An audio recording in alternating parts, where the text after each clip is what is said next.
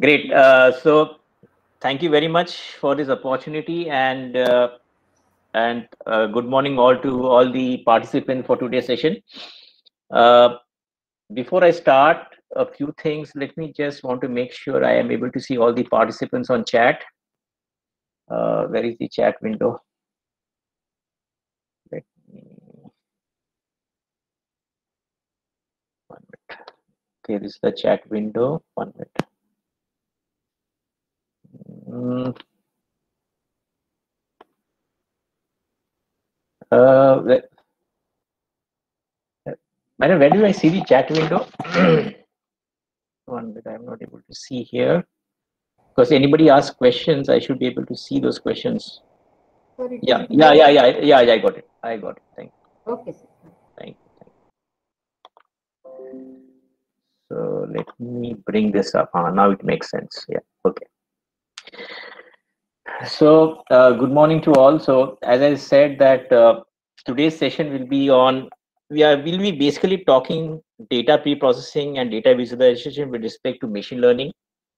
And as the Dean sir had already introduced you, so maybe I may have introduced you some concepts of machine learning, but probably I will do some sort of a refresh. And then I will demonstrate some of the data pre-processing methods that we do before doing any model evaluation. And how do we do data visualization using various graphs in Python, various libraries in Python. That also I will demonstrate using Python. So I will be actually doing a lot of hands-on, and I'm presuming that machine learning, many of you may be having some knowledge, but I will cover some of the basics again and some of the machine learning types that we have, that we all know, or that all we should know, right? And so one quick thing is that please, if you have any questions, please interrupt me. Okay, either by unmuting or you can directly put on the chat. I would prefer all of you unmute can speak, because the interaction becomes more engaging, more lively. And one thing I've also always learned with so many FDP sessions is that the more the collaboration, the more we learn from each other.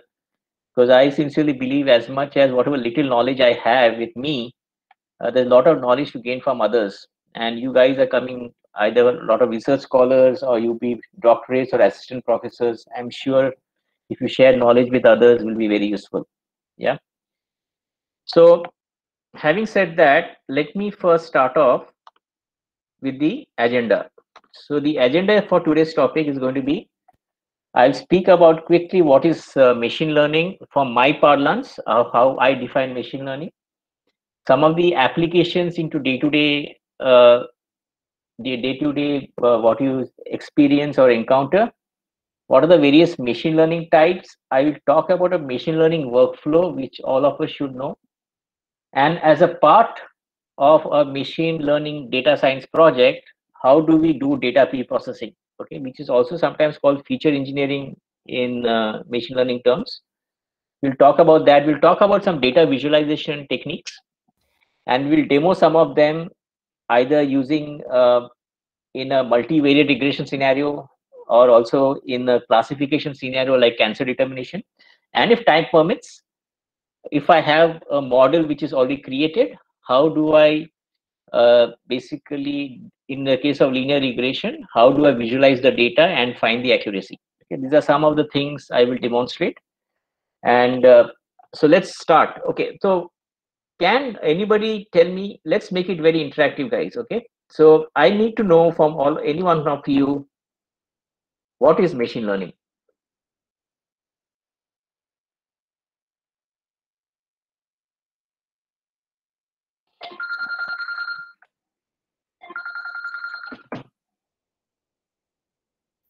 Yeah. Yes, please. Yeah.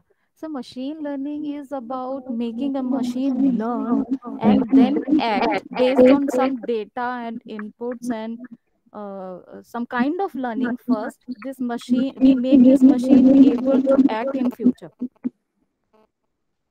You make the machine to. Why so much of echo is there? Hello. Ma'am, there's a lot of echo. Hello, is Yes, it sir. fine, Yes, sir? sir. No, actually, I can hear my own echo. Now it's better. Yeah, yeah. Please go ahead, ma'am. So I was saying, sir, machine learning is about making a machine learn some action points based on some conditions and past experience so that this machine can act in future. Machine can act in future. Okay, fine. Anybody else?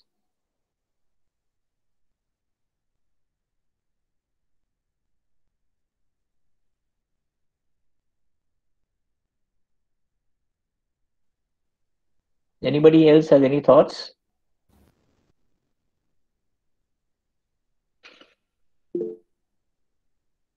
Okay. Okay, so let me put it in my way. Uh, so let's take an example here. Okay, that is the best way I always start my experience. I am the CEO of Hindustan Levers, and Hindustan Levers has come out and launched a new product, one of these soaps probably. Within 2 months of the launch, the CEO has realized that there is some problem with the product. I mean, he is receiving a lot of complaints.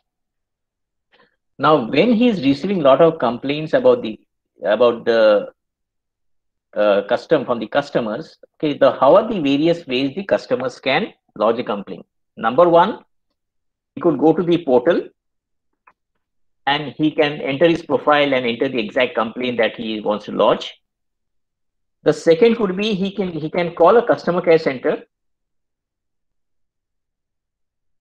okay, and support center, and the support center guy will probably tell him, will ask for all this information and ask what is the problem he's facing, right? So these two cases are sort of all this data which is captured goes into a structured data. So you have a sort of a structured data base which captures all this information. The other way I can lodge a complaint is through social networks. For example, I am actually in Facebook, on WhatsApp, I may write a message to my peers, or on Twitter, I can post a message. And then that message is also very important for the CEO to capture. Now, whatever data you have is, again, it's an unstructured data, right? Because it does not specific format. But for a CEO, it makes a lot of there's a lot of importance to this particular data. So there are ways, so there are technologies by which you can capture structured and unstructured data. Okay, for example, you must have Hadoop and other tools. Now, I need to come out from this data. I want to derive a pattern from this data. I want to derive a pattern out of the data, which will tell me about what is the percentage of the people who are talking good about the product, some percentage who are neutral about the product, and there are some people who are not happy with the product or they are negative about the product. So based on the trend, based on the pattern that the program or tool has gone through, it has derived some pattern out of the data and it has come out with some analysis. With that analysis, the CEO can take a call whether he has to continue the product, he has to discontinue the product, or he may have to come out with some enhanced functionalities. So what I'm trying to emphasize here is the word pattern. Okay, and that's where the machine learning concept comes. So when I talk of machine learning, the way I will define it is, I have some input data. Obviously, for doing machine learning, you need to have data, because the machine should be able to do a prediction of the data instead of a human being doing that particular function. So when you have an input data, you have the data fed into a machine. Okay, and the machine learns through experience. These are very important words. The machine learns through experience, and just forgive me my syntax or spellings. Just focus on the contents. So data is fed into a machine. The machine learns through experience, And based on the experience, it tries to derive a pattern from the data. And when it tries to derive a pattern, it is able to predict an outcome or an output. And this outcome or the output should be in line or should be aligned to the input data. Okay.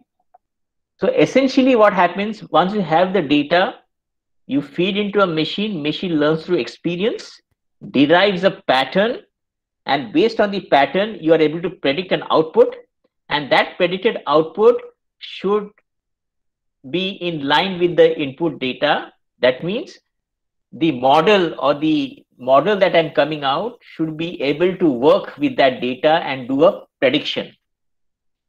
Okay. So that is how you define machine learning. Is this definition clear to all? Does this make sense?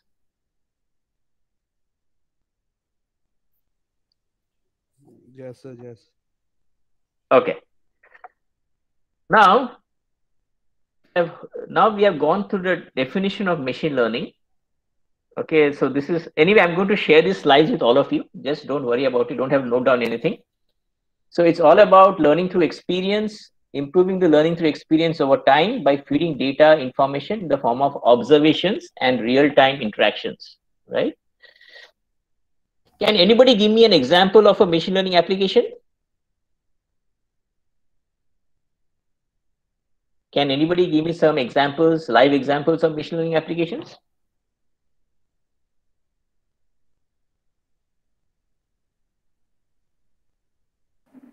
Self-driving cars. So Reena talks about self-driving cars. So Reena, can you tell me how does a self-driving car work? Face recognition. Speech recognition, very good. Self-driving car, yes, that's also an example of machine learning. Anybody, anything else?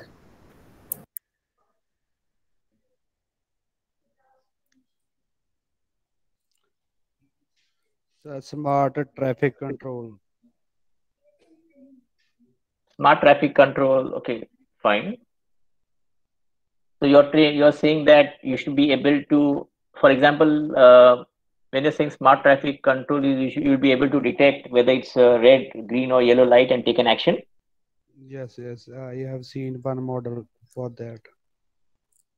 Yeah, basically, I think in self-driving cars, they're all built on that, right? So you have in a self-driving cars, there are cameras which captures those traffic lights, and those images are basically used for comparison, and then it tells you, it is able to tell you whether the car should stop or should start or whatever, right? So there are various algorithms. They are called deep learning algorithms, which I'm not getting to now at this point of time. But yes, that is one example.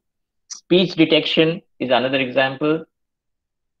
Speech recognition. Then you also have Google search, right? Google search is one of the classic examples of machine learning. So when you do a Google search, whatever it captures, whatever you are doing, and based on, there's an algorithm which captures, it does an analysis of the previous patterns of search, and it gives you a suggestion in the what sort of searches you would like to go for, right? So that's another example of machine learning. One of the very important applications of machine learning is in medical diagnostics. Today, there are doctors who have tools available with them by which, based on the symptoms, they can tell what is the prescription they should give to the patient. So typically, when I go to a doctor, I have symptoms. The doctor will do some diagnosis or ask me to do some tests, and based on the tests, you will come to know what is the disease you are having, and accordingly, he will give you a prescription. So all this data can be captured in a machine, and the machine could be trained with millions and millions of such data, and we'll be able to do a prediction about what is the prescription or what is the disease you're likely to have based on the symptoms, right? Let's go to the finance sector. In finance, you have credit cards. Credit cards, you use it in the merchant, when you go to a merchant, maybe any of the stores, and you swipe your card. So that transaction is recorded by the bank, right? Whether it's an ICICI credit card or whatever card. And as and when you pay against the card, all that transactions are captured, and the machine learning algorithms will be able to derive some pattern about the customer and can probably help to derive a credit report. And that credit report can be used by the banker to decide how much of percentage of loan he has to give to the customer, right? If he comes for a loan, right? Another is fraud transactions. Today, there are algorithms by which you can detect whether there is an abnormal transaction happening in the system, right? For example, if I say that normally I do 50,000 transactions, 50,000 deposit in a month. That's my standard trend. And suddenly I come across a transaction of 2 lakhs or 3 lakhs or 4 lakhs in a month, right? So using machine learning algorithms, you should be able to detect such abnormal transactions and should be able to trigger an alarm to the banker, who can then talk to the customer and find out what is this transaction is all about. Okay. Then coming to your normal, like when you talk about recommender engines, very important. You talk about product recommendations. You talk about Netflix movie recommendations. All these works using machine learning. Okay. There are recommender engines which help to recommend movies or basically movies or even products based on your past, whatever movies you have seen, or based on similar profile people like you, what all movies they have seen. So they try to come out with some recommendation whenever you get into a site. You go to chatbot. Chatbot is another example where you have questions and answers. And these question and answers are again, there are a lot of question and answers by which machines are trained. And based on the questions, it will search a particular answer. It will give you a particular answer, right? And many a times what happens, you ask a question, it may not be able to give you an answer. So such sort of chatbots undergo continuous evolvement, continuous improvement, right? So that it gives you the most accurate answer to whatever questions you've asked. Let's talk about Alexa. Alexa or any of those machines, right, by which you talk something and it's able to give you an answer. So Alexa again works on the concept of speech recognition. So when you talk to Alexa, initially it will take time for Alexa to understand your voice. Okay, the modulation of your voice, it takes some time. So as it understands your voice, the modulation, your frequency and the voice, then it is able to convert that voice to text, and then it is able to execute whatever you're asking for, right? Whether you want to check the capital of a country or asking to play a music, all that can be done. So these are lots and lots of examples in manufacturing industry. Also, when you see a product, you want to detect a defect in a product after an operation is done. So you can use machine learning algorithms. You can capture that image, and then you can do an object detection mechanism. You can find out whether there is a defect in that product or not automatically. Okay, so that is all done through a visualization. So these are some of the examples. There are lots and lots of examples of machine learning. Some of the tools which are used for machine learning are the Python and R, which are very popular tools, popular languages. You have SPSS and SAS, which have their own companies, which have their own machine learning platforms or libraries. We have Google, which has got TensorFlow and Keras, which are again very popular libraries when you are going for deep learning algorithms like ANN, artificial neural networks, right? There are interactive development environments like Python Spider, which I'm going to show you. You have Google Colabs, you have Jupyter Notebook, you have RStudio.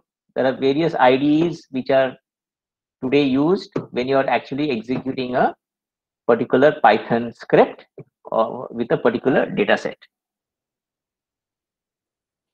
If you guys are technical and you want to really explore, I would strongly urge you guys to install a tool called Anaconda Navigator, which is of open source. Once you install Anaconda Navigator, you will have various softwares available The RStudios, the Python, the Spider, the Jupyter Notebook are all part of that. Okay. Now, let me just throw you some light, or just talk to you about what are the various machine learning types. This is important because when I'm doing some data pre-processing, you need to really understand the type of data you're processing, right? So these are very, very important concepts you need to know. Many of you may know, but let's have a revision here. Okay, now you have an equation y equal to mx plus c. What does this denote? It's a straight line. Equation of straight line. It is the equation of a straight line. Very good. And when you're saying it's an equation of a straight line, so you will have x-axis, you have a y-axis, and you have a slope m. We all know, we have learned in arithmetics, and you have a constant y-intercept, which is c. Now, can you tell me, is y a categorical variable or a continuous variable?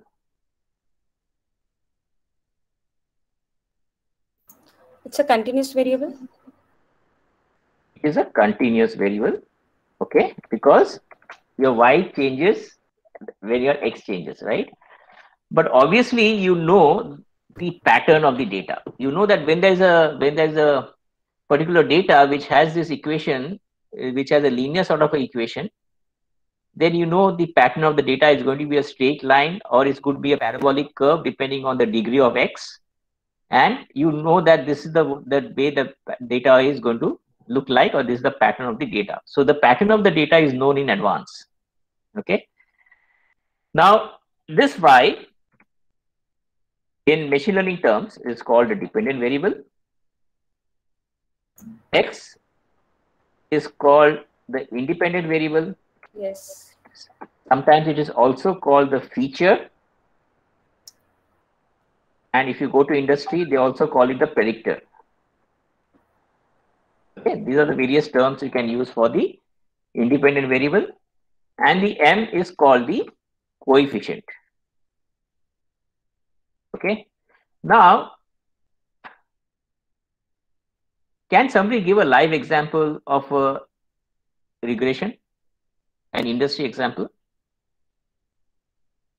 Let's say this is a linear regression, because this has had one independent variable. Can you think about a live example of a linear regression? Housing price prediction, sir. Housing price. House price prediction. House price prediction, but that is not a linear regression, right? That will be a multivariate. So as the temperature increases, the selling of ice cream increases. As temperature increases, what increases? Selling of ice cream increases. Selling of ice cream increases. Okay, okay. So depending on the okay, if it's so as it's more humid and hot, the selling of ice cream increases. Okay, fine. Fine. Yes, sir. The medical researchers will use it to find out the relationship between the drug usage, drug dose, or the blood pressure of the patient. So you're saying the usage. So what is your dependent variable there? It's a drug dosage. So drug yes, dosage will depend. Yes. So drug dosage will depend on what? It's blood pressure of the patient. Okay. Drug dosage will depend on the blood pressure of a patient. Okay. Fine. That certain drug is given to the patient and observe how this blood pressure responds. So you're saying, so based on your blood pressure value, you will change the dosage of your medicine. Yes, yes. Okay. Fine.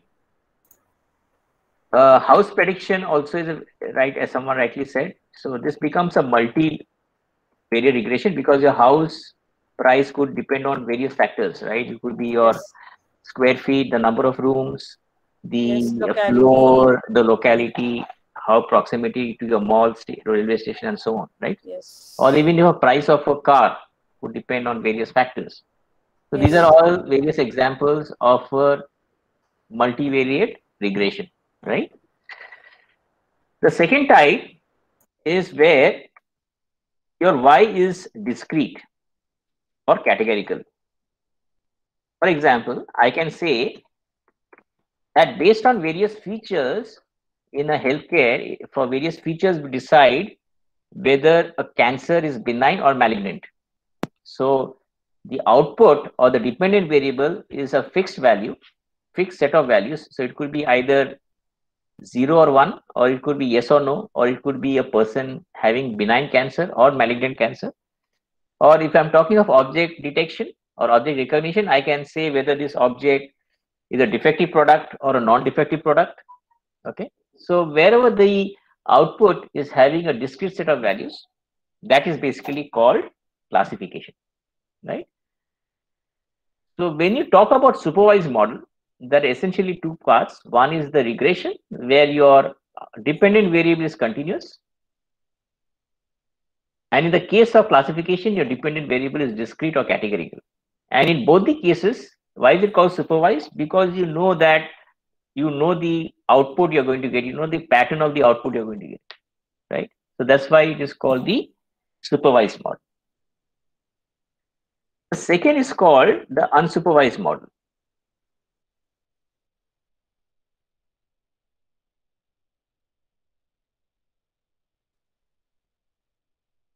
Now, when you talk about unsupervised model, essentially by the mere definition, it is what it says is that you have the data, but you are not able to make out any patterns out of it.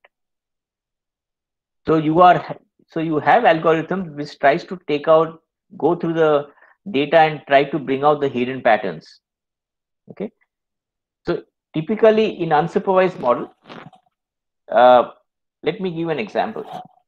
So I am the owner of a mall and I want to come out with some marketing campaign to basically promote products among the different profiles of people. So I capture his age, I capture his salary, and something I capture is spending power. So spending power will denote whether a guy higher spending power means he is likely to buy more products. He wants to try out lots and lots of products, right? Then you will have people who have in the middle score, like 40 to 60. There are guys who are sort of conservative guys, so they will think twice before they buy a product. And the third category of guys could be in the 10 to 20 range, where these people hardly spend. They're very thrifty guys. Okay, they will really not spend much. So what I wanted to do, when I come out with a marketing campaign, I need to group these people into various groupings, and the way I want to group, it will depend on what is my problem statement and what I want to achieve. So in this case, I want to maybe come out with a marketing campaign focusing on the high salary individuals. So what I can do is I can create 3 groups, for example. So group 1 could be high salary, high spending power. Group 2 could be high salary, low spending power. Okay. And group 3 could be low salary, high spending power. And when I decide these groups, then I have the algorithms which tries to do an analysis based on these groupings. And you can probably tell me that how much of the population falls in each of these groups. And depending on that, I can formulate a strategy that if it's a high salary, high spending power, what is the strategy I should do? maybe I should come out with some additional products. If there are people in the high salary, low spending, I can come out with some promotional campaigns like buy one get one free, so that I can attract more people to buy my products. So depending on the outcome, or depending on whatever campaigns I want to do, I can create groups based on common attributes, and this sort of grouping is called clustering in machine learning terms, right? So this is one example where you use unsupervised algorithms to come out with some patterns, but again, for that you need to decide how many groupings you want to do, and that is a parameter which to be decided based on the problem statement, right? And the second type, so one is you have the clustering, and the second is called the learning association. Okay, and this is a classical example is your recommendation engine. So whenever you do a movie recommendation, you're doing your LinkedIn where you have the job recommendations, or you have the recommendations of movies or products. These are all done using unsupervised mode. They all come into the category of unsupervised mode. Okay, and the third type is the reinforcement learning. This is again is a very complex. Reinforcement learning again works like you have your robots, which is working in factories, or you have the self-driving cars, which is working autonomous. So all these work on the concept of reinforcement learning. And if you understand the basics, if I can just cover, so essentially what happens is when you do an action, you have a state of a particular robot. When he moves from one state to another by doing a particular action, if he goes to a state which is the desired state, then he gets a reward. And when he goes to a state, that is STAT, state, which is not the desired state, then he gets a penalty. So reinforcement talks about a continuous learning process whereby the main objective is how you can maximize the rewards and how you can minimize the penalty. And that's how reinforcement learning works. It's a very complex algorithms, but it's a wonderful, very interesting sort of algorithm if you do some work on that. So these are the three typical types. You have got the supervised learning, the unsupervised learning, and the third one is the reinforcement learning. Okay, any questions at this point of time? Any suggestions? Anybody has any thoughts?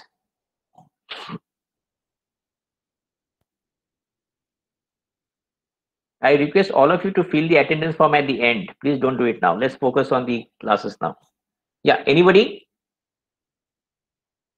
Anybody has any thought? Hello. Yes. Am I audible, sir? Yes, please.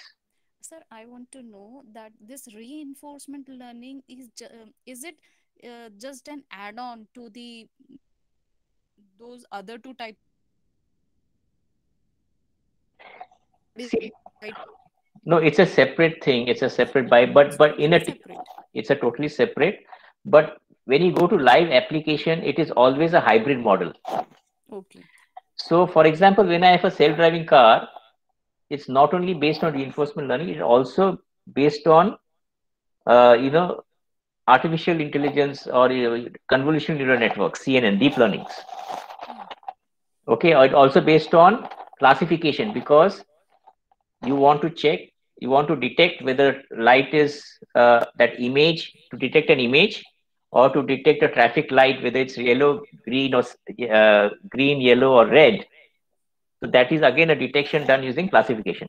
So it's a hybrid model.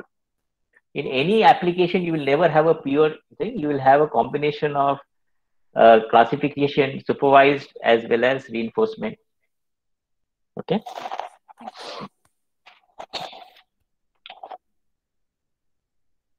So anybody else has any questions? Okay. So now I will come to a very important point. I want you guys to pay attention to this particular slide. Okay, this forms the basics of a model, and then I will get into data preprocessing. Okay. I'm basically talking about a supervised model where you have talked about regression and classification. Now, assuming that you have data, I'm the HR of a company, and the HR of the company has got the years of experience and salary information about the employees. And the HR approaches me as a data scientist and wants me to come out with a learning model, with a machine learning model, okay, which will do the prediction of that data. So assuming that I've got 1,000 records which I get from the HR, okay. So typically what happens is whenever I get this data, the data is never perfect. The data is never clean. Okay, you cannot use the data to train the machine or train the machine to come out with a model. So what you have to first do is something called a data pre-processing. What is data pre-processing? That could be there could be instances where your data is not having some data. There could be some missing data. There could be some data where it's redundant. There could be some outliers. Outliers means something which is out of the range. For example, I could say if I have years of experience and salary, okay, years of experience and salary. By the way, which is your dependent variable here? If I've got years of experience and salary. Salary is dependent. Salary is dependent. Correct. I think I'm getting an echo. Okay, so you have the years of experience and you have the salary. So years of experience becomes your independent variable and your salary becomes your dependent variable, right? Now, as a part of data pre-processing, you may get a lot of missing data, you may get a lot of null data, you may get a lot of outliers, you may get data, as I said, outliers could be, when I say years of experience, could be 75, or you could have a situation where your salary is 1 or 2. I'm just giving an example. So these are all the outliers. So you need to take care of all these outliers, all these situations. I will go through some data pre-processing steps as I go ahead and show it to you on Python. But assuming that you have taken care of all these steps, and when I do a particular project in data science, typically 50 to 60% of your time goes in data pre-processing. 50 to 60% of your time goes in data pre-processing. If I talk about a project life cycle, this is how it looks. So your data collection is, once you do the data collection, your data preparation and exploratory data analysis, which I'm going to talk to you, this takes around 50 to 60% of your time. Okay. And obviously, when I'm talking of a business understanding, I need to have a domain expert in my project who understands that data. Okay, if I have a healthcare data, then I need to come from the healthcare domain. If I've got retail data, I need to come from a retail domain and so on. So I need to get data, a domain expert who understands that data. I cannot have a technical expert and he analyzes the data. He can't make any sense of it. So you would typically have a business analyst or a domain expert and with a list of technical folks and project managers in a data science project who will work on it. So the business analyst or the domain will explain that data from a business language and explain it to the technical guys who will be able to decide or to basically envisage what sort of model will be appropriate to come out with a prediction of that specific set of data, right? So that's why data pre-processing becomes very, very important. The data collection, data preparation, and the exploratory data analysis. Now, once I have pre-processed the data, I will split the data into a training set and test set.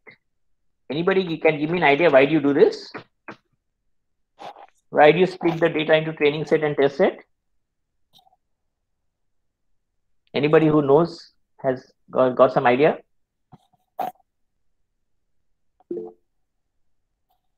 with the training set, we help the machine to understand what is to be done, and with the test set, the machine actually acts based on its learning on the training set. Correct. So essentially, the training set is used to feed the data into the machine, and the machine can come out with a pattern. And to test the, when you say a pattern is created or model is created, to test the accuracy of the model, you have the test data. Okay, so you need to have a distinct training set and a distinct test set. Okay, and typically in the industry, minimum 70% goes for training and not more than 30% goes for test. So it could be 75-25, 70-30, even 80-20 also. But always keep in mind that more the data you have for training, the more the machine will come out with some proper predictions. It's very important that you feed a lot of data for training. Okay. And even today, no machine learning model can give you 100% accuracy. Always note that. And even the industry, the customer accepts. So even in the industry, when I come out with a data science machine learning model for a series, for a specific set of data, even if I get an accuracy of 95%, is good enough for me to recommend to the client. Okay, I can never get 900%. Even today, it's very difficult. After it's an algorithm which is, and many a times your data, as part of data pre-processing, right? Always keep in mind, who is the owners of the data? Who has the ownership of the data? Can you tell me who owns the data?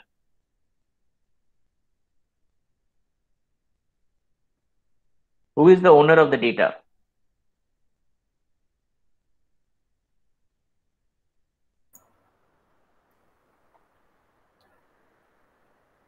The customer.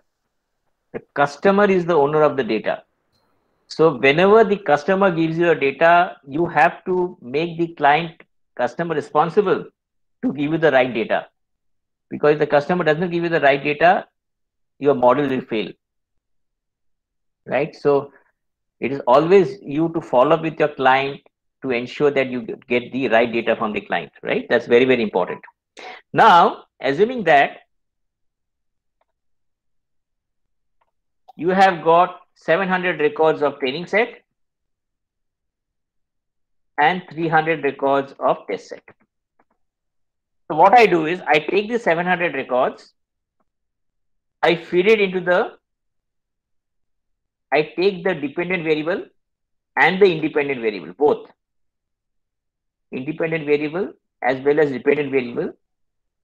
I feed it into the machine comes out with a pattern, or we call it a model.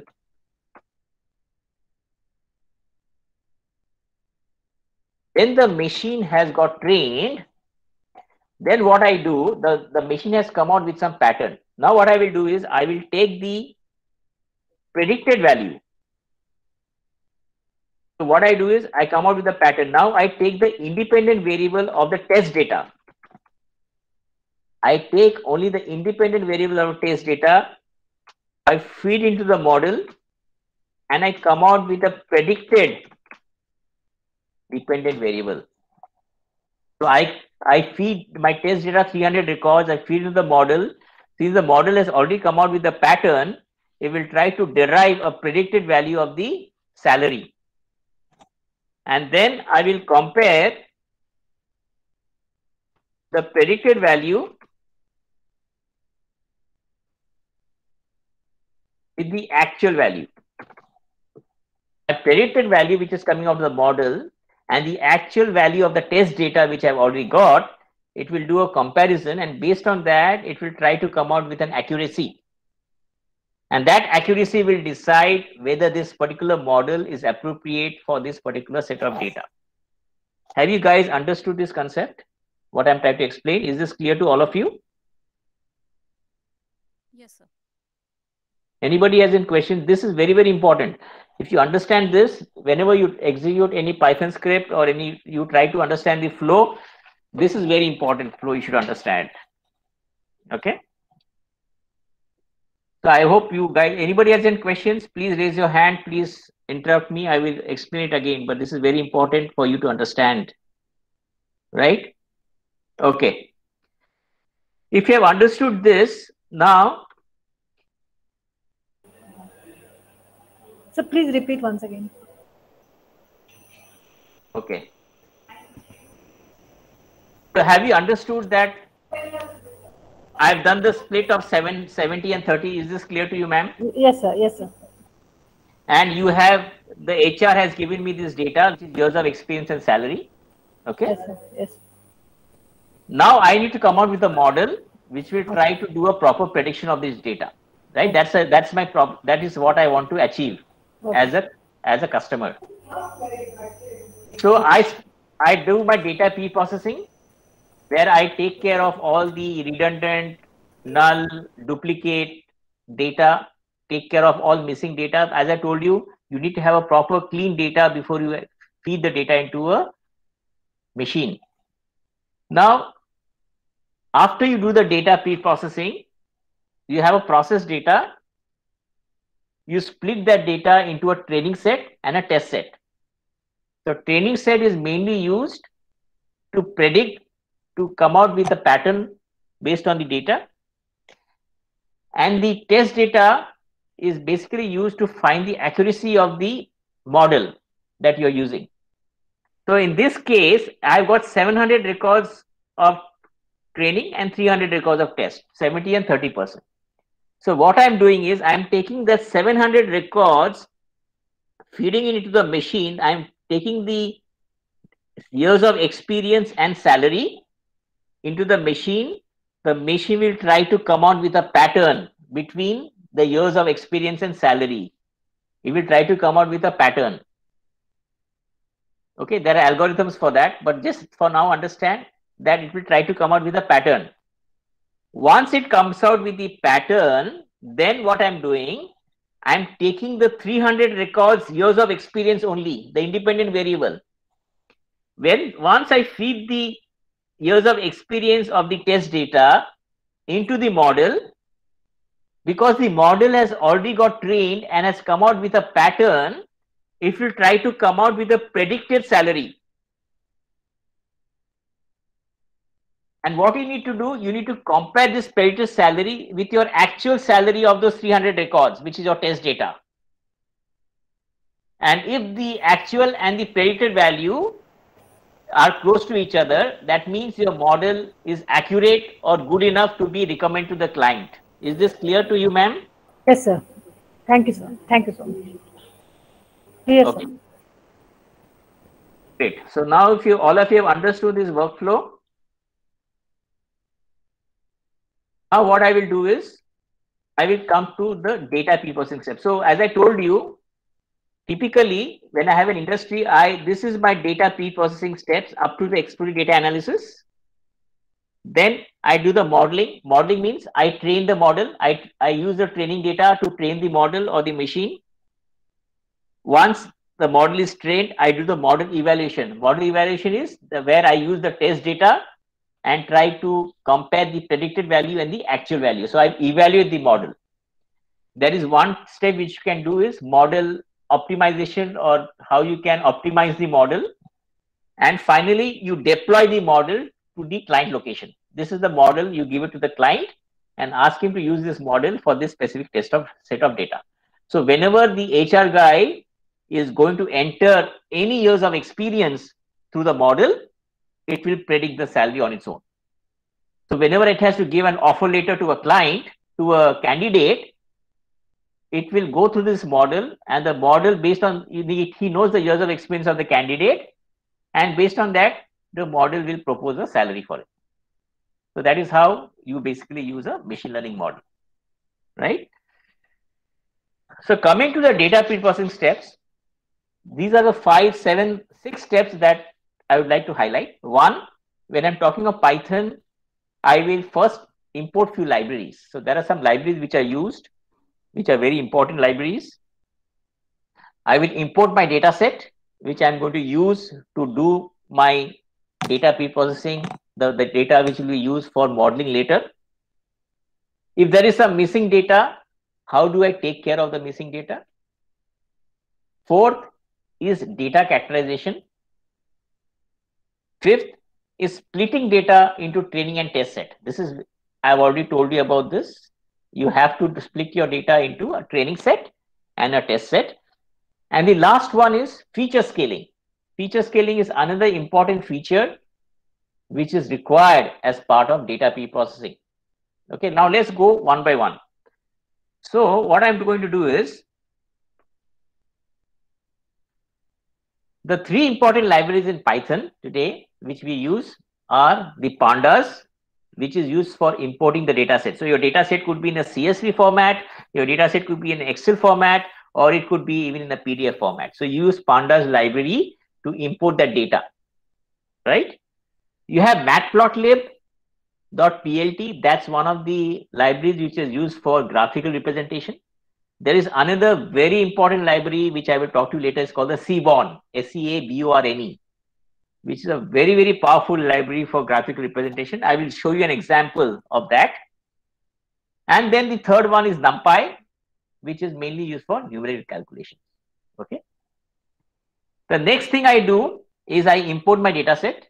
And since I'm talking of a supervised model, I will have a dependent variable and an independent variable. So typically, since I know I'm from the business domain, I know which is based on my problem statement, I can know which is my dependent variable and which are my independent variable. Please note, you could have n number of independent variables, but you will have only one dependent variable. You could have n number of independent variables, but you will have only one dependent variable. Okay. So typically, when I'm writing in Python, I assign some variables. X is typically used for identifying an independent variable and Y is for a dependent variable. And also note that X and Y are case sensitive. So capital X and small x has a different meaning. So please be very careful when you use the case for a variable. Now, let me go to Python. Okay. This is an example of a spider. I think, how many of you have used Python Spider? Have seen Python Spider? Anybody of you?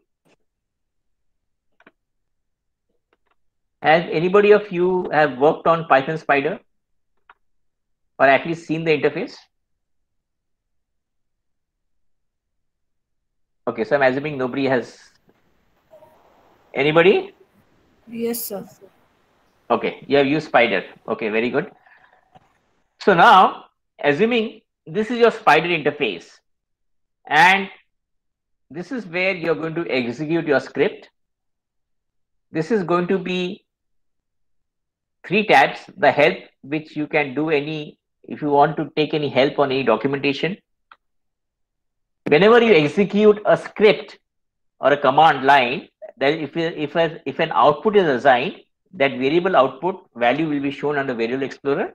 And files is the files which is there in this specific folder that you have selected here. So now I've selected this folder called data pre-processing folder, and I open any file with a .py is a Python script. Okay. Now I open this file, and what I do is that I'm going to use this particular file, data.csv. Now, the problem statement is like this. I am an automotive company, and I need to find out the profile of people who are likely to buy my brand of car. So I've got the country, I've got the age of the person, I've got the profile of the person, and whether he is going to purchase a car.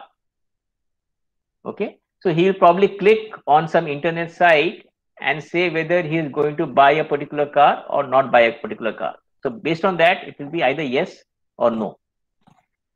If this is your data, how will you classify this data? Is this a regression or a classification data?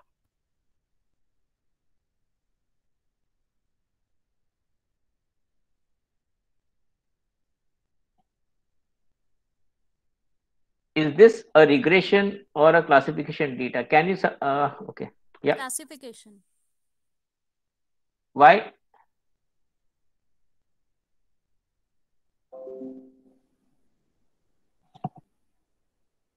Because purchasing power is decided in terms of yes and no only. Okay, so which becomes your dependent variable? Salary, age, or country. I mean, these can be independent variable, sorry, and purchasing power is the dependent variable. Correct, absolutely right. So your purchase yes or no becomes your dependent variable, and your independent variable becomes your country, age, and salary. So there was a question on text mining, ma'am. Actually, whoever has asked this question, that is related to some NLP libraries which are available. Okay, so there are separate libraries able to do some text mining.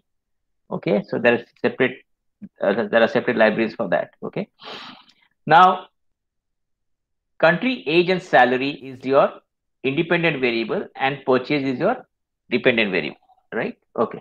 Now what I'm going to do now is, first I'm going to do the various data pre-processing steps. So first I will do is I can either select all the I can execute the complete script altogether and find the final output, or I will do one at a time. So for convenience of everybody here, I will take one at a time. Okay, so now let's take, I will import my NumPy library. I will import my matplotlib. I will import my pandas. These are the three libraries which I've already talked to you about. I will import my data set. And if I want to read the data set, I go to the Variable Explorer and I double click here. This shows me around 10 records of my data set, right? Now, do you see any problem with this data?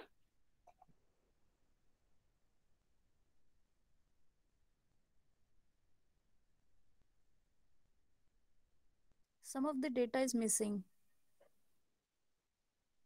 So correct. So you have, for example, so in machine learning, when you see something NaN, that means these are all null values. These are all missing values, right? So I see that when I get this data from the client, I see that this data is a problem for me. I mean, I don't have the data, so I cannot go ahead and do the modeling. Please remember one thing. You should never try to delete any data. You should never try to delete any data, because as you delete some data, you will have less amount of data for training and testing. And always remember, whenever I'm doing some data pre-processing, I need to interact with the client as many times to make sure that I get the right data. Okay. So you have to interact with your client on a regular basis, and before you start modeling, you need to get a sign off of the data for the data preparation phase. You have to get a sign off of the data preparation phase from your client before you get into data modeling phase.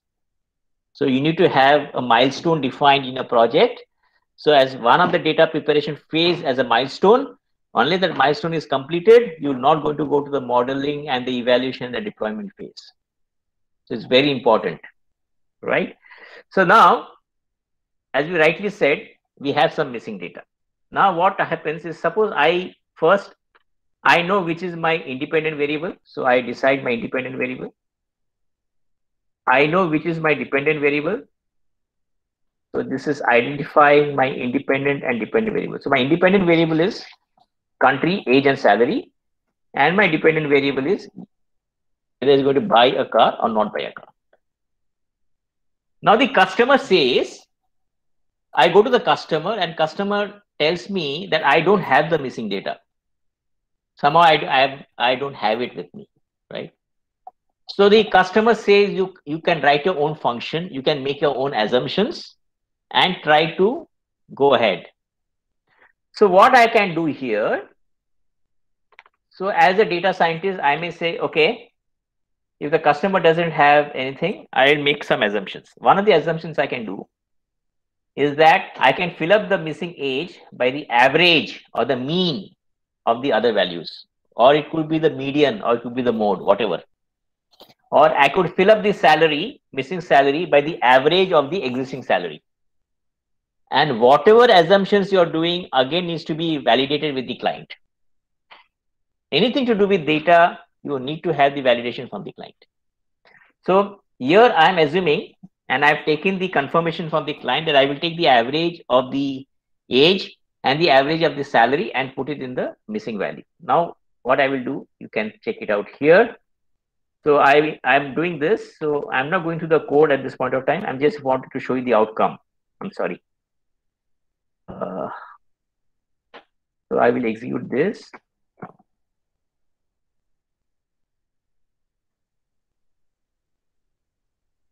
Now, if I see the value of X, I go to my console and I see the value of X.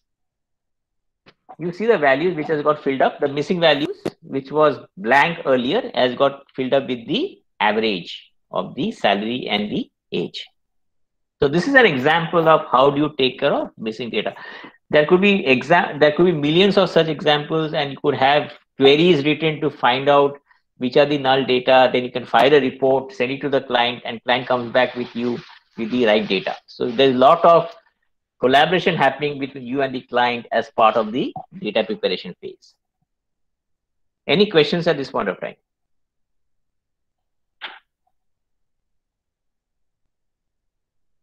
Is this clear to all?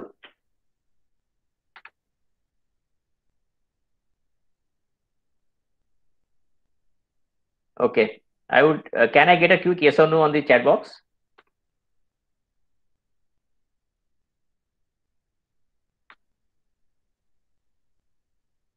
Can I get a quick yes or no on the chat box, please? Okay. Fine. The next thing which you have to do as part of data preprocessing, if you see this particular data, there is some text field. This text field are your various countries, like the France, Spain, Germany, and so on. Okay. Now, machine learning algorithms don't understand text. They don't understand text. They only understand by numbers. So you need to have some mechanism by you want to convert this particular text to a numeric format, and that is done using a process called data categorization. And I will explain to you how data categorization works. For example, I have 3 countries, France, India, and USA. In my data records, I've got 3 unique countries. So what the first thing I will do, now this is done by a function in Python. I will tell you what that function is, which function is done, but I am trying to explain you the concept. Just understand the concept and I will tell you what function executes that particular functionality. So what happens is, when I've got 3 unique countries, it will first convert into 3 unique values, 0, 1, and 2. It will create serial numbers in sequence, starting with 0. If there are 7 countries, it will have 0 to 6. 8 countries, 0 to 7. So it will create that many serial numbers. Okay. Once it does that, then what happens is that depending on the number of countries, it builds an array of, in this case, 3 variables.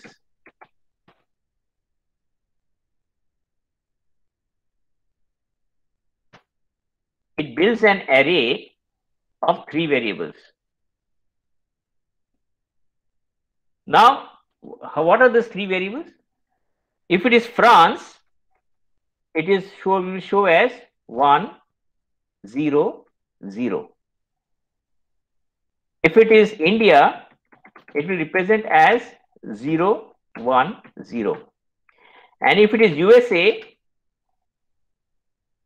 am I audible to all of you? I think there's a... Hello, am I audible to all?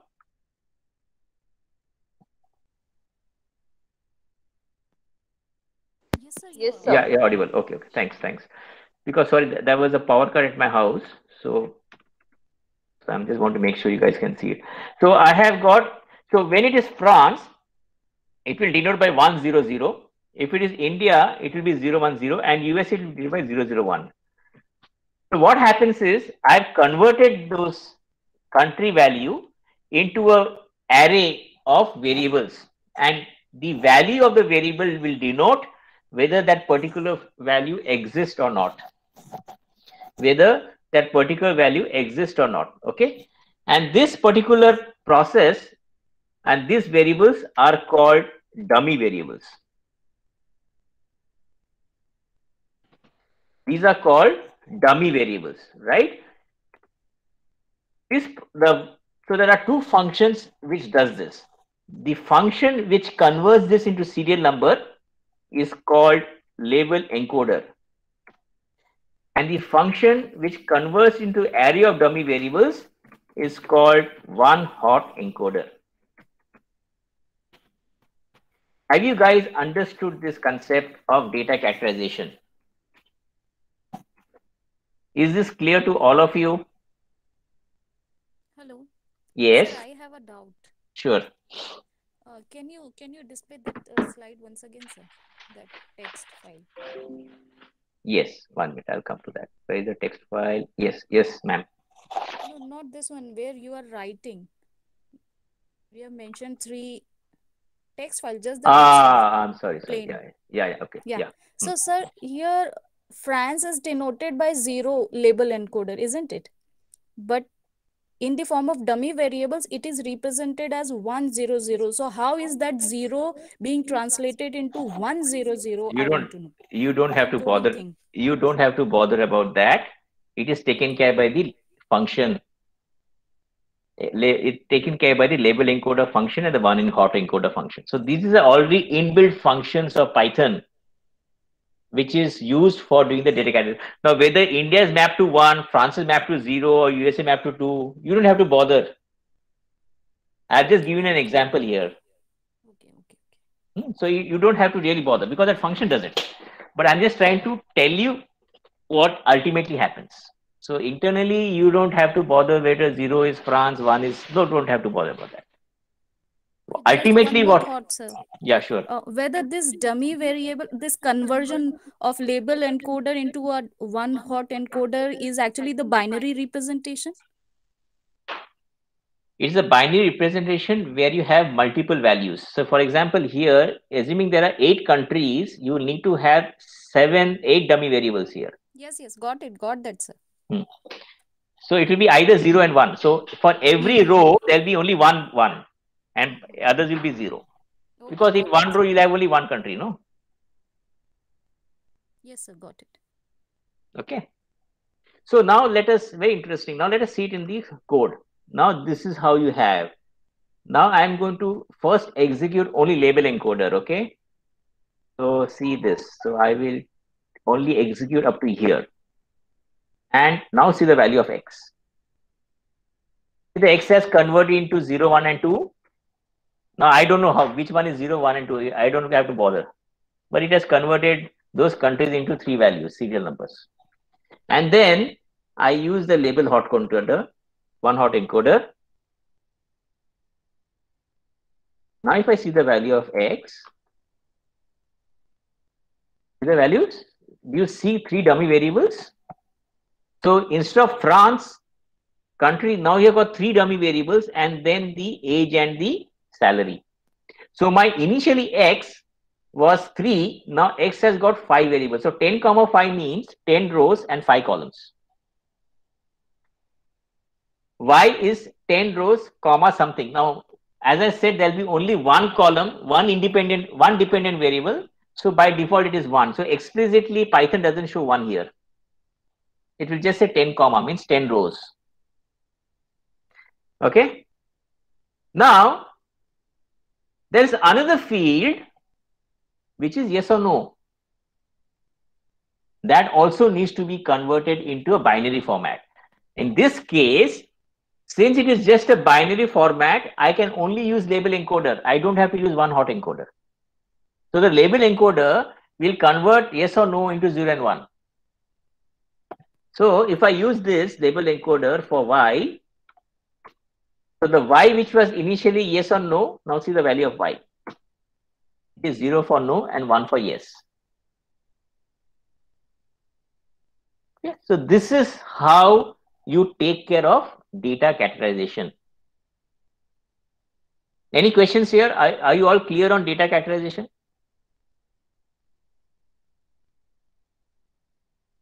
Okay, is this clear to all of you? Yes, sir. Okay. The next step I'm going to do is splitting my data set into a training set and a test set. And this is my example I'm using here. So what I'm using here is test size 0.2, which means 20% of test data and 80% of training data. So when I do this, now see what happens. When I do this particular function, there are 4 variables created. Xtrain for the training set for the independent variable, Xtest, Ytrain, and Ytest. So there are 4 variables created: Xtrain, Xtest, Ytrain, and Ytest. Okay. So when I execute this, now see what happens. You see Xtest is 2, 5, Xtrain is 8, 5, Ytest is 2, and Ytrain is 8. So this is how it has split the data into training set and test set. There is one more thing which you have to do, is called feature scaling. Now, what is this feature scaling?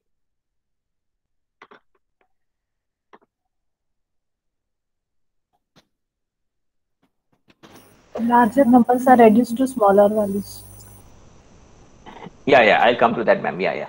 So the idea was not to ask a question, the idea for me to explain. Sorry. Okay, no, never mind. I think that's a good point. So why is feature scaling required, right? Now, if you look at this data, you have got age and salary. Typically, your age has got a range from say 21 to 60 or 21 to 65, whatever, right? And your salary could be maybe a 10,000 a month to even up 2 crores a month or 1 crore a month, right? It could be in a different scale. Now, machine learning algorithms, when it comes to do some analysis between 2 variables, it needs to make sure that the data, it could be able to plot a particular or do a particular analysis. Now, if you have 2 variables with different scales, like one is having 21 to 60, while the other is having 10,000 to 10 crores, it's not possible for the machine learning algorithms to do an analysis with different scales. So feature scaling is a process whereby you try to bring these variables to a common base scale. Okay. And to do that, it uses 2 functions. One, it is called the standardization, and the second, it is called the normalization. So I will show you the function.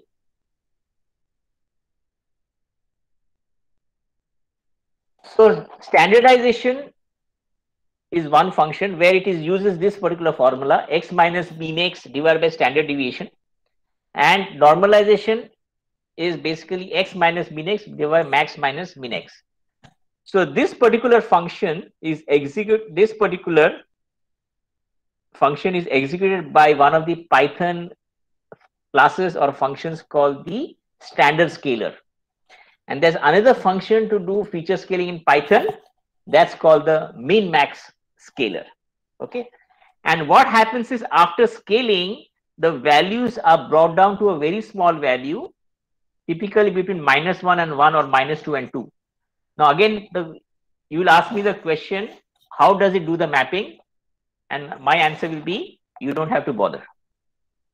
So the function itself takes care of mapping those high values to a common base value.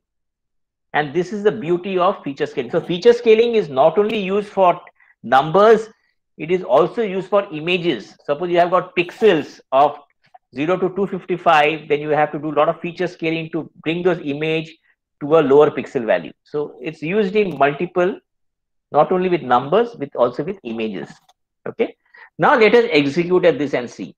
Now I have got Xtrain. This is how my Xtrain looks. Sorry, Xtrain.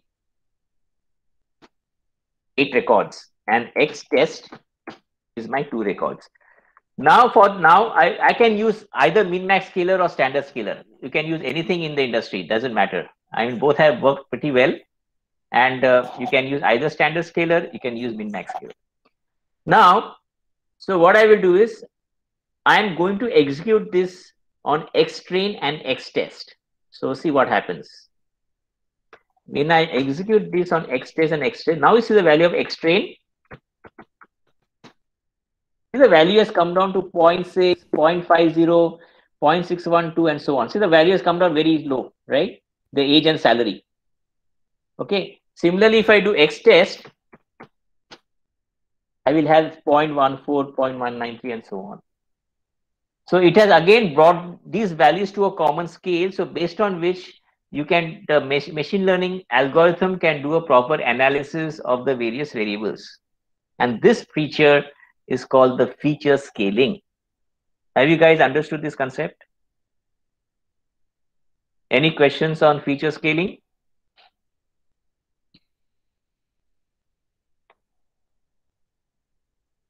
Okay. Okay.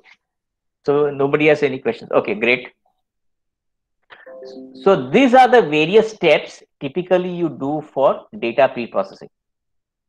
Now, another important aspect comes is about data visualization. So one, you're doing your data pre-processing, and then you go to training the model, evaluating the model, and then deploying the model, right?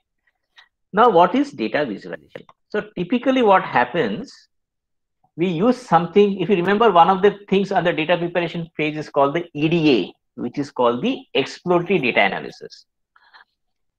And when you have a lot of numbers, you need to find out one thing. Obviously, I tell all my students, all my faculties is, please make your statistical foundation very strong if you want to pursue machine learning as your career, because everything is statistical based, right? So whenever I get some data, I need to find out the behavior of the data.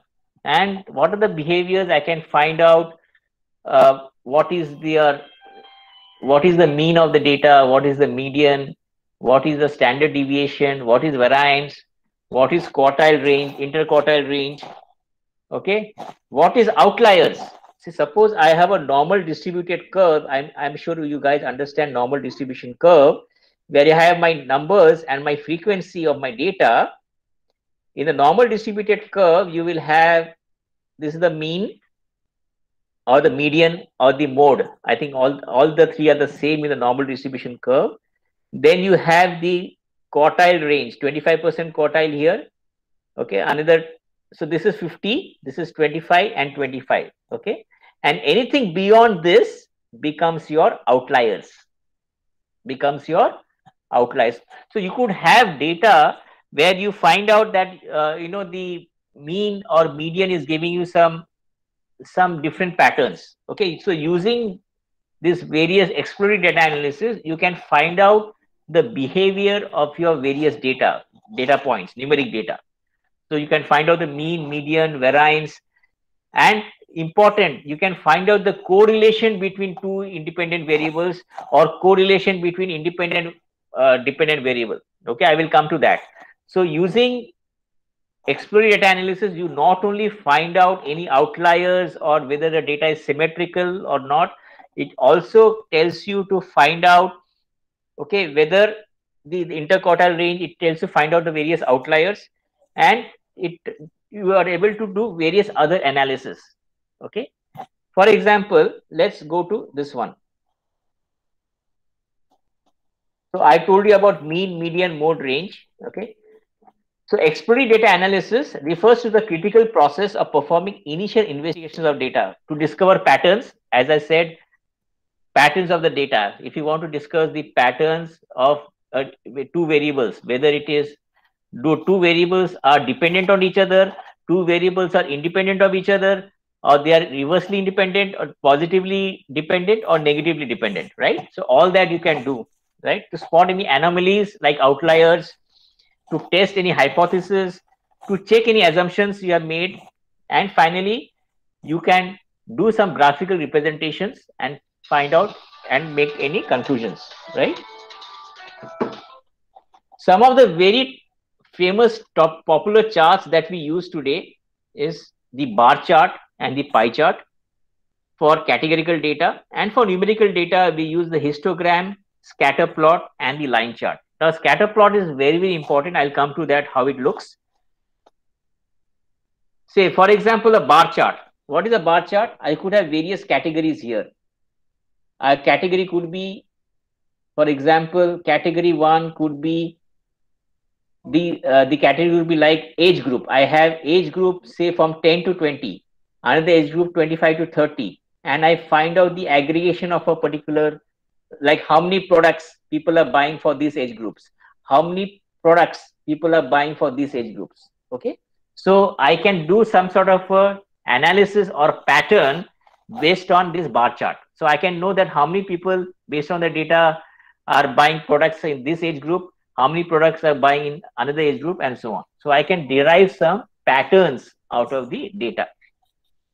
Then you have the pie chart, another very important, where you can find out the percentage distribution. Like if I have a cost of a house, and the cost of a house has got various parameters like the labor and this, and what constitutes.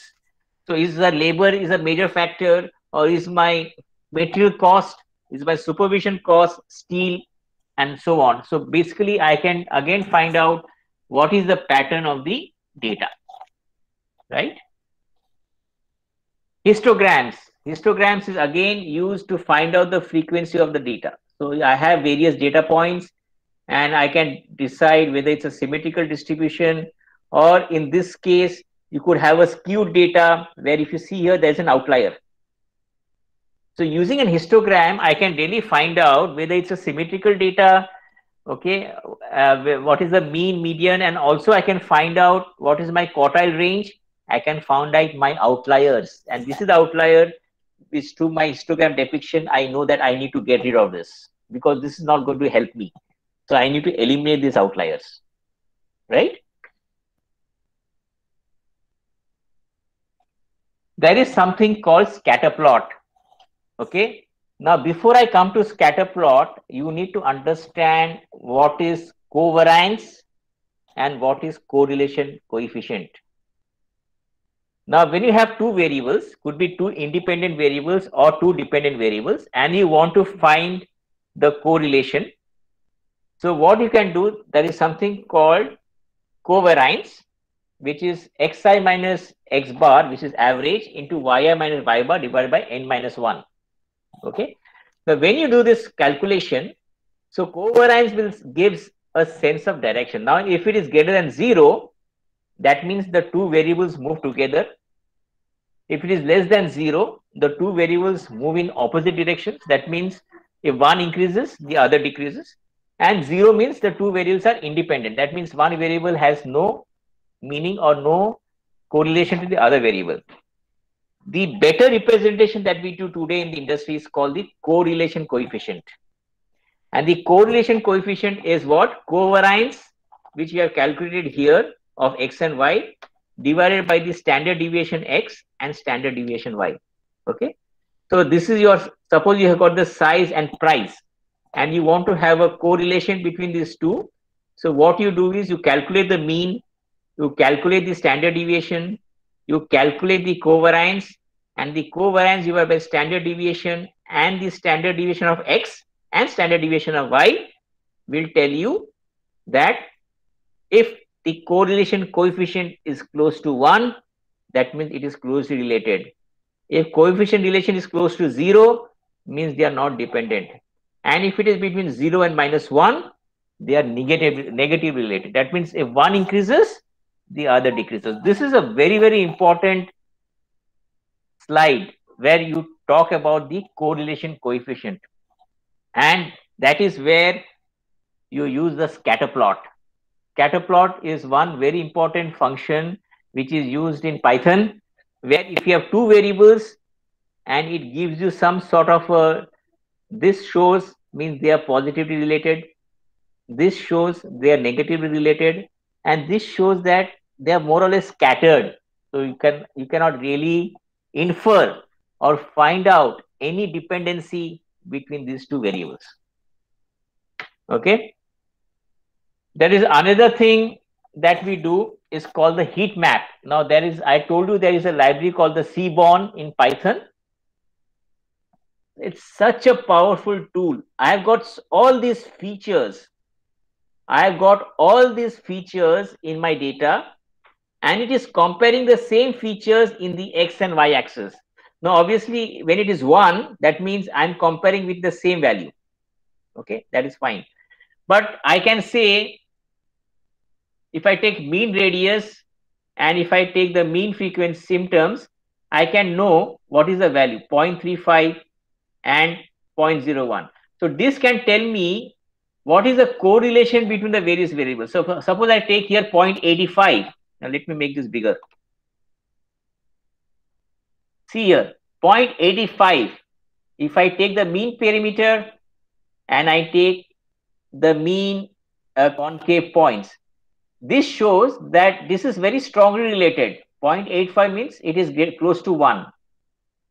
Take this 0.34, mean fractal dimension and mean compactness. It is giving a definition of 0.34. Similarly, if I take minus 0.072, that means my mean area and symmetrical error are inversely proportional to each other. So this is the way, using the heat map, I can find out the correlation or the correlation between the various variables that I'm using in my data. Is this clear to all of you, what this is doing?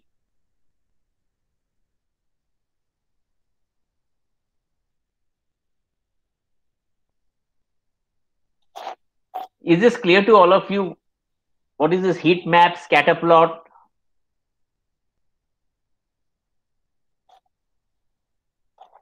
Tanvir ma'am, I will take another 10 minutes. Huh? Is that okay? Okay, sir. Have you guys understood, all of you?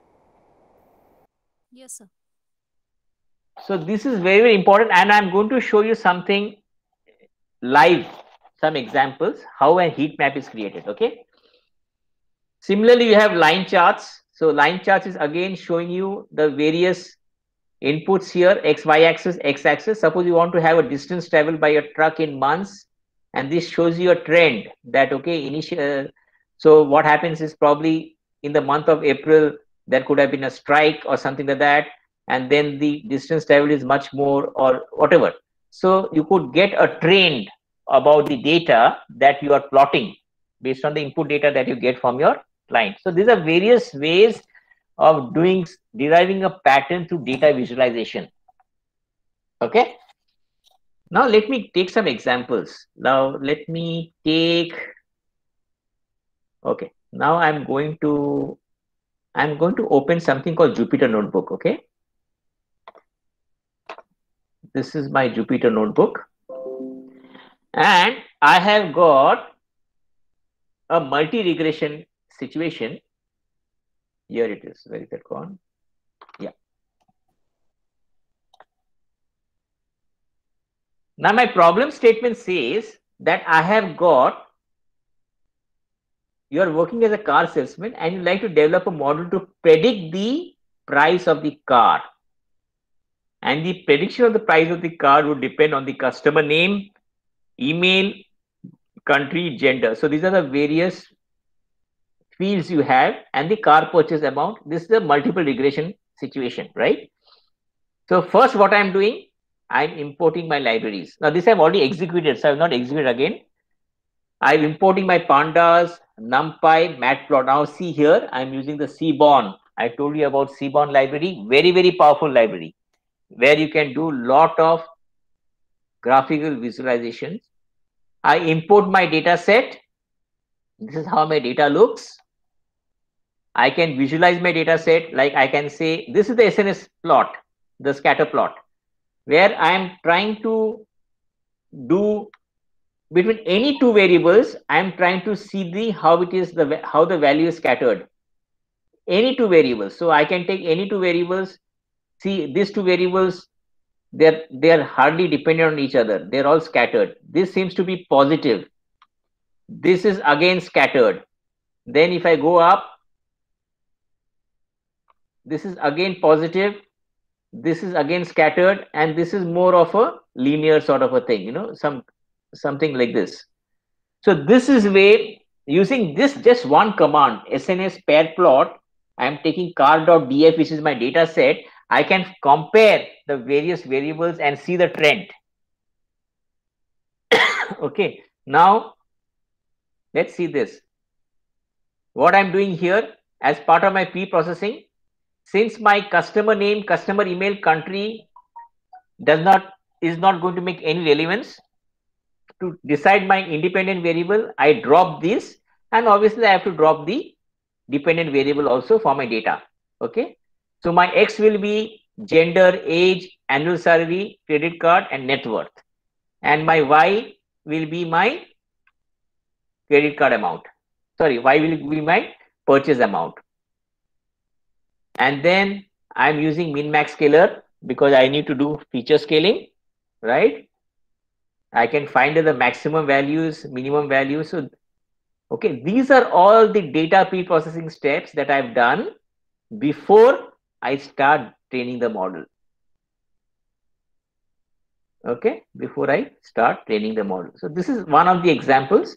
Let me give you another example. Let's take the example of, there was a cancer situation. Let me see, where is that gone? This is the cancer situation. Let me open this. This is anything with IPYNB is a Python script which can be opened in Jupyter Notebook. Okay. Now see, for cancer diagnosis, whether it's benign or malignant, which is again a classification data. The earlier example was a multiple regression data. Now I'm taking a classification data where I've got the radius, texture, perimeter, area. These are the various variables, features which decide whether my cancer is benign or whether my cancer is malignant. Okay, this is my target class.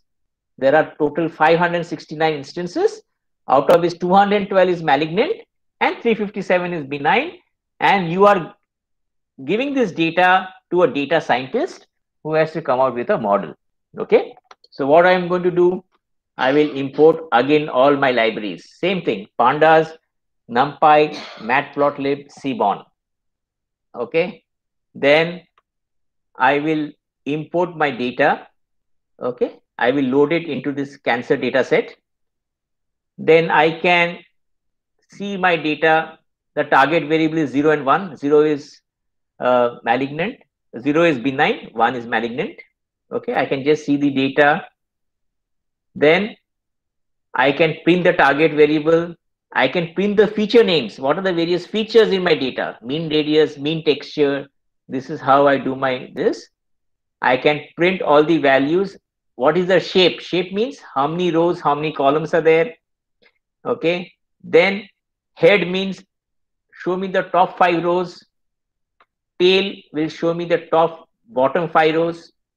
Then I could have, see the data visualization part. So here, if you remember, I talk about the scatter plot. This is how it is. So I'm taking all these parameters and I'm trying to do a correlation. I'm trying to do a correlation with the mean radius with mean radius.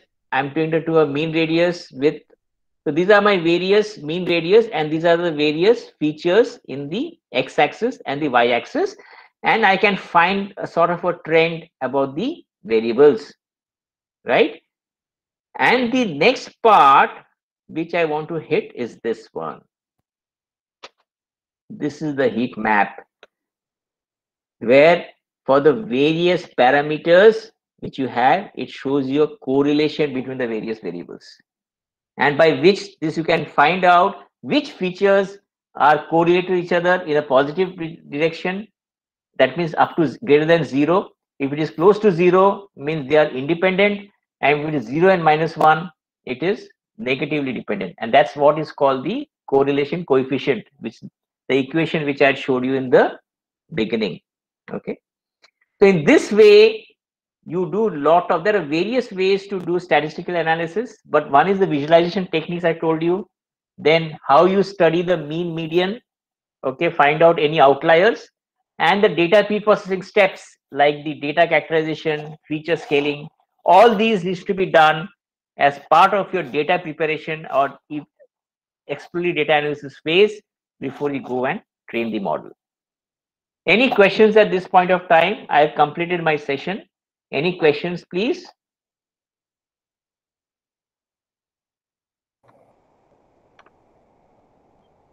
Any queries or any questions? Participants are requested to ask, sir. Have you guys learned something today? That's the main question. Have you guys learned anything today?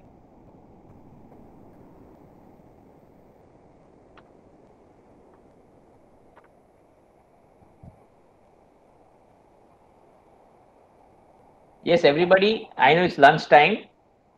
We are all close to lunch. All of us are hungry, including me.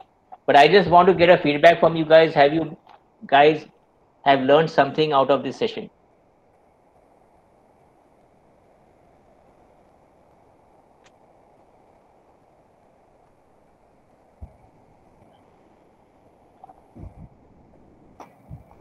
Okay, ma'am, I think there are no questions. Okay. Yeah, Okay, sir. fine. Okay, sir. So thank you very much, sir. Thank you, sir, for introducing the concept of machine learning and briefing the concepts of data, describing the data sets along with the exploratory data analysis. Thank you very much, sir, for this session. Thank you very much. Thank you, everybody, and all the very best to all of you. Yeah, thank you. Thank you, sir. I request all the participants to take up a lunch break. We'll start the next session at 2:50.